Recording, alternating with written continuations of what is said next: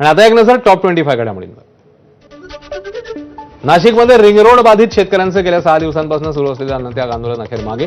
मंत्री गिरीश महाजनांच्या शिष्टाईला यश. 2 दिवसात आंदोलक आणि मुख्यमंत्र्यांची चर्चा होणार. महाजनांची माहिती. लोकसभेत शिवसेनेची संख्या 7 वरून 13 वर. संख्याबळ वाढल्याने एक कॅबिनेट आणि एक राज्यमंत्रीपद मिळणार असल्याची आमच्याकडे माहिती. मंत्री गुलाबराव पाटलांचं वक्तव्य. मंत्री संजय शिरसाट यांनी मुंबईतल्या दादरवरून बोधगयासाठी जाणाऱ्या विशेष रेल्वेला दाखवला हिरवा झेंडा. मुख्यमंत्री तीर्थयात्रा योजनेतून सुमारे 800 यात्रेकरू रवाना. 6 दिवसांच्या प्रवासात प्रवाशांना सर्व सुविधा उपलब्ध.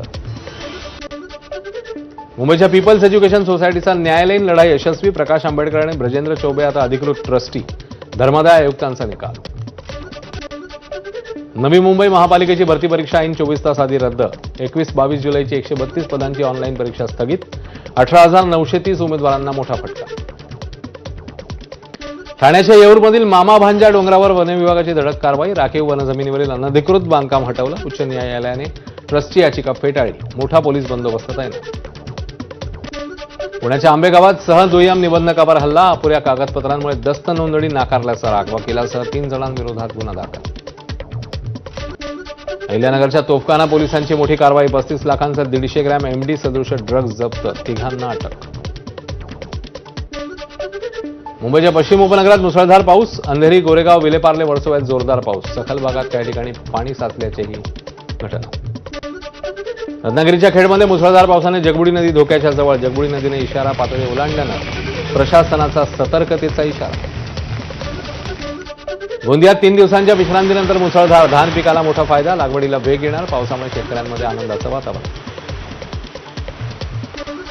लातूरमध्ये पावसाअभावी शेतकरी संकटात. चाकूरच्या दापक्याळमध्ये टँकरचं पाणी विकत घेत पीक वाचवण्याची धडपड. वेळेत पाऊस न पडल्यास संकट आणखी गडद होणार. काश्मीरमधील पूंछ आणि राजौरी जिल्ह्यात तुफान पाऊस. पावसामुळे नदी नाल्यांना पूर. पुरामध्ये आतापर्यंत 17 जणांचा मृत्यू. भूस्खलन झाल्याने अनेक जण बेपत्ता. जम्मू काश्मीरमधील रियासी जिल्ह्यामध्ये तुफान पाऊस. चिनाब नदीच्या पाणी पातळीत वाढ. नदी किनाऱ्यावर राहणाऱ्यांना सतर्कतेचा इशारा.